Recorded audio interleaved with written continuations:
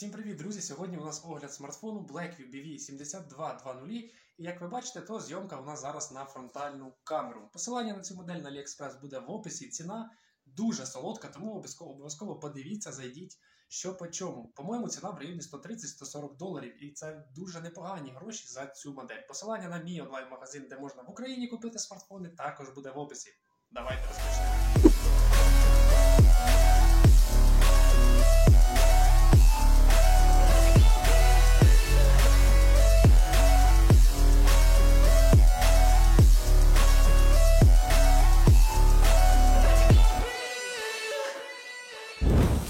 Що ж, BV7220, і в цьому короткому відеоогляді я хочу вас ознайомити максимально з цією моделлю, розказати про всі основні аспекти і показати вам, чи варта своїх грошей ця модель чи ні. І насправді зараз вона дуже дешево на AliExpress продається до 11 листопада, хоча я думаю і після нього, там ще буде 11.11, Чорна п'ятниця. Я думаю, що цей смартфон легко можна буде за $130-140 купити. Тож, чи відрізняються моделі 71 і 7220? Так, це зовсім різні моделі, не треба казати, що 7220 це просто якась уменшена версія. Ні, насправді ні. Цей смартфон має трошки інший дизайн, цей смартфон має маленький, порівняно з 7120 акумулятор, ну і в цілому він компактніший. Вага цього смартфону 288 грамів, товщина корпусу 16 мм. Він дуже легко поміщається в одну руку, майже, бачите, навіть вдається зжати повністю долоню. Ось так задня панелька у нас виглядає зверху, ось так знизу є кріплення для шнурка. І саме цікаве, що тут з'явилася у нас індикація пропущених сповіщень. Давайте покажу, як працює.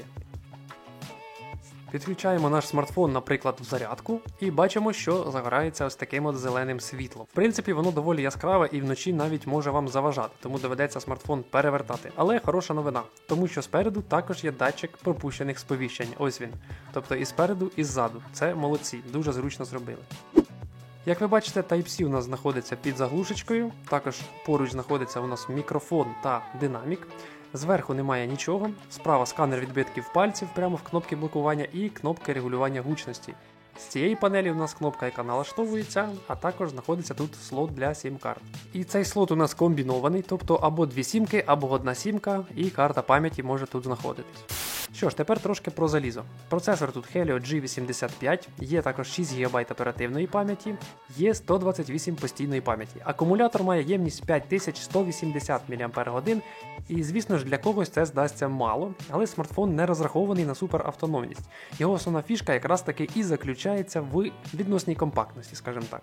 Цей смартфон має підтримку NFC, тут немає бездротової зарядки, але тут досить непоганий по яскравості ліхтарик, хочу вам сказати.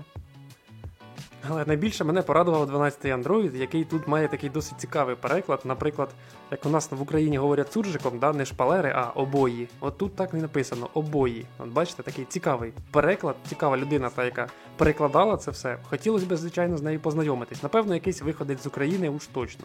Як працює цей смартфон? Насправді він працює досить швидко. Видно, що тут не самий бюджетний процесор стоїть, а вже трошки потужніший.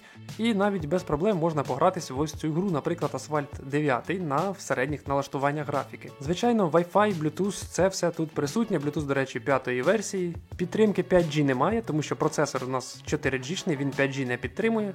Також у нас є додаткова можливість розширити оперативну пам'ять. Вона забирається в нас із постійної пам'яті, можна навіть 4 ГБ додати, тобто в вашому смартфоні може бути, наприклад, 10 ГБ оперативної пам'яті. Але ці 4 ГБ, вони не працюють так, як має працювати справжня оперативна пам'ять, тому навіть не раджу цим гратись.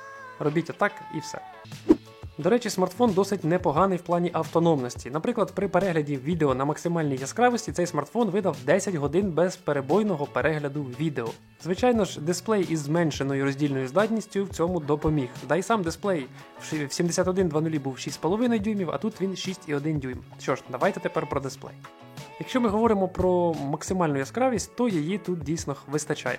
Якщо зрівнювати лоб в лоб цю модель і BV88 або BL8820, там буде трошечки яскравіше, але навіть цієї яскравості більш ніж вистачає для вашої комфортної роботи. Звичайно ж, частота оновлення в нас тут лише 60 Гц, і розмір екрану, як я вже казав, 6,1 дюйм.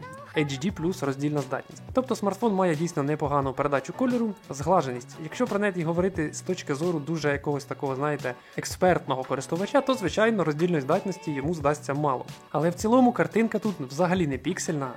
Все досить добре читається, зглаженості, як на мене, тут вистачає. Кути погляду. Звичайно ж, під невеликими кутами в нас картинка трохи темніє. Нічого страшного, адже це буває в багатьох середньоцінових і бюджетних смартфонах. Але якщо максимальний кут зробити, то в принципі картинка залишається досить читаємою. І це плюс.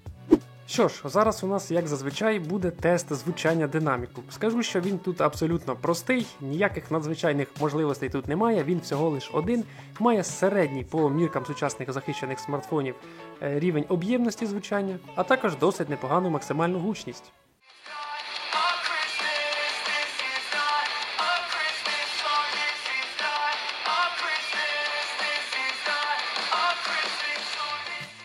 Що ж, друзі, наостанок ми з вами розберемо камеру. І в цьому відео я хочу на прикладі двох знімків, зроблених в різній роздільній здатності, показати, що в бюджетних смартфонах, коли є 48 або 50 мегапікселів, це не так важливо, тому що чим більше мегапікселів у нас в камері, тим гірша у нас чутливість до світла тих самих пікселів.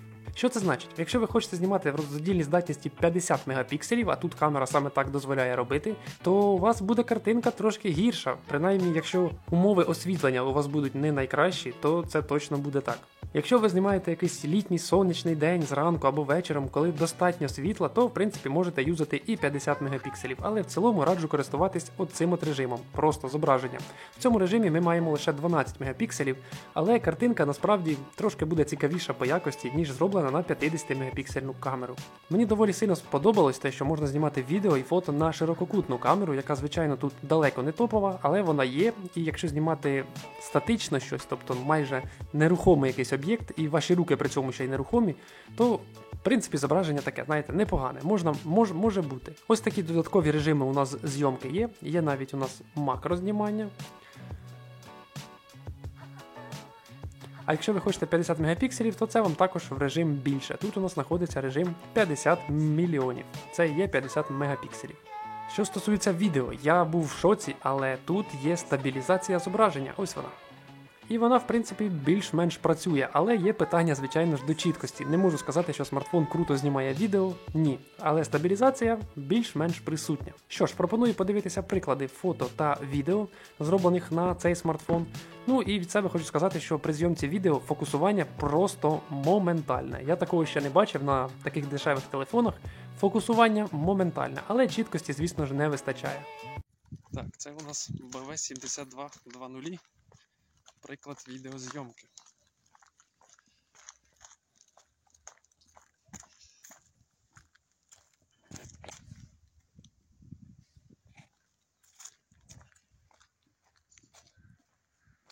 А от щодо фото, дивіться яка картина. Одне знято в 12 мегапікселях, інше в 50 мегапікселях.